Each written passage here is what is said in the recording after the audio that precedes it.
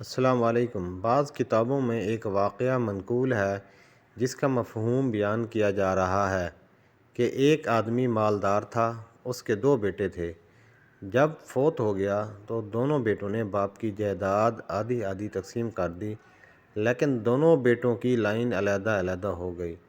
ایک بیٹے نے آخرت والی لائن اختیار کر لی اور اپنے گھر کے پاس عبادت خانہ بنا لیا اور دن رات اللہ تعالیٰ کی عبادت میں مشغول ہو گیا، اور دوسرے بھائی نے دنیا کی لائن اختیار کر لی اور ڈگریاں حاصل کیں اور پھر گاؤں چھوڑ کر شہر میں سکونت اختیار کر لی اور وہاں بھی ڈگریاں حاصل کیں اور دنیاوی لحاظ سے اونچا ہوتا چلا گیا، نہایت سنجیدہ، فہمیدہ، جہاندیدہ ہو گیا۔ اس علاقے کا بادشاہ فوت ہو گیا۔ اس علاقے میں جمہوریت اور ووٹنگ نہیں ہوتی تھی۔ بڑے لوگوں نے جس کو تخت پر بٹھا دیا وہی بادشاہ بن جاتا۔ پھر اس علاقے کے بڑے لوگوں نے غور کیا کہ اب حکومت کون چلا سکے گا۔ اس نوجوان پر جو کہ پرسنجیدہ فہمیدہ تھا، اس پر نظر پڑی کہ یہ حکومت چلائے گا۔ اسے تخت پر بٹھا دیا گیا۔ جب وہ بادشاہ بن گیا تو کیونکہ پہلے ہی دین سے دور تھا، اب وہ بادشاہت ملنے سے اس میں ساری برائیاں آ گئیں۔ شراب بھی اس نے پی، بدکاری اس نے کی، ظلم ڈھائے، اور گاؤں والا بھائی کبھی کبھی آتا اور سمجھاتا، اے میری ماں جائے، کیا تو قبر اور آخرت کو بھول ہی گیا ہے؟ کیا تجھے مرنا یاد نہیں؟ لیکن کون سنے؟ اس کان سے سنتا، دوسرے کان سے نکال دیتا۔ بادشاہ نے ایک دن وزیر سے کہا، یہاں دل نہیں لگتا، کہیں باہر چلیں اور سیر و سیاحت کریں۔ اس زمانے میں کار وغیرہ تو نہیں تھی، سب سے بہتر سواری گھوڑا تھا۔ وزیر نے شاہی استبل سے بہترین گھوڑے پیش کیے۔ ایک پر بادشاہ سوار ہو گیا، باقیوں پر وزیر مشیر سوار ہو گئے، ساتھ فوج بھی چل پڑی۔ جب شہر سے باہر نکلے تو ایک بھکاری سامنے آیا۔ اس نے سوال کیا، خدا کے نام پر کچھ دو۔ یہ سن کر بادشاہ کا پارا چڑھ گیا اور بولا، اس کو پیچھے ہٹاؤ، پیشہ ور لوگ کہیں بھی آرام نہیں کرنے دیتے۔ مجھے یہ سن کر پولیس والوں نے اسے پکڑ لیا اور دور لے گئے۔ اس بھکاری نے کہا، میں نے بادشاہ کو پیغام دینا ہے۔ پولیس والوں نے پوچھا، وہ کیا پیغام ہے؟ اس نے کہا، پیغام صرف بادشاہ کو دینا ہے۔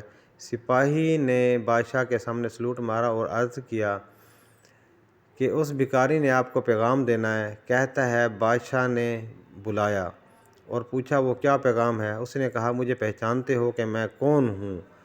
جب نفی میں جواب ملا تو اس نے کہا، میں ملک الموت ہوں۔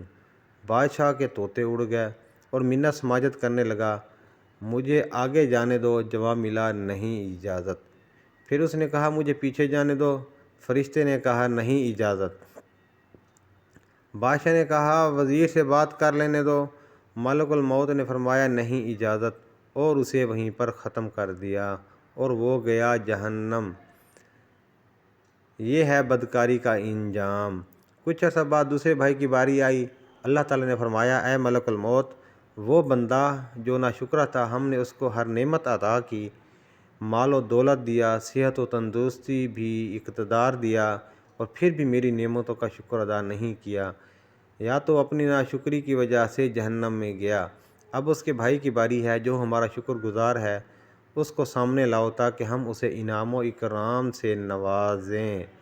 جب ملک الموت چلنے لگا تو اللہ تعالیٰ نے فرمایا، اے ملک الموت، 3 باتیں یاد رکھنا۔ سب سے پہلے اس نیکوکار شکر گزار بندے کو ہمارا سلام کہنا۔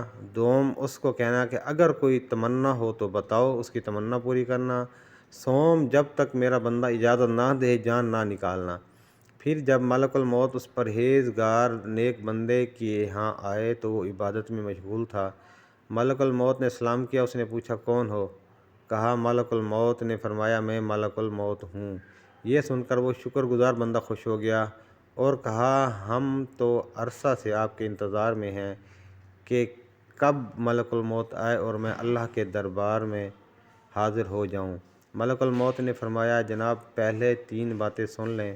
اول یہ کہ اللہ تعالیٰ نے آپ کو سلام بھیجا ہے۔ یہ پیغام سن کر وہ شکر بجا لایا۔ دوم، کوئی آرزو ہو تو آپ بتائیں، میں وہ پوری کر دوں گا۔ فرمایا، میں ساری آرزوئیں، ساری تمنائیں ختم کر چکا ہوں۔ بس ایک ہی تمنا ہے کہ کب اللہ تعالیٰ کے دربار میں حاضری ہو۔ ملک الموت نے فرمایا، تیسری بات یہ ہے کہ جب تک آپ اجازت نہیں دیں گے میں جان نہیں نکال سکتا۔ یہ سن کر فرمایا میں تازہ وضو کرتا ہوں، جب میں دوسری رکعت کے دوسرے سجدے میں جاؤں تو میری جان نکال لینا۔ اور یوں ہی ہوا کہ جب وہ دوسری رکعت کے دوسرے سجدے میں گیا تو ملک الموت نے جان نکال لی اور وہ ہمیشہ کے لیے جنت میں پہنچ گیا۔ اللہ تعالی ہمیں بھی شکر گزار رکھے، اور مزید ویڈیوز کے لیے چینل کو سبسکرائب کریں۔ جزاک اللہ خیرہ۔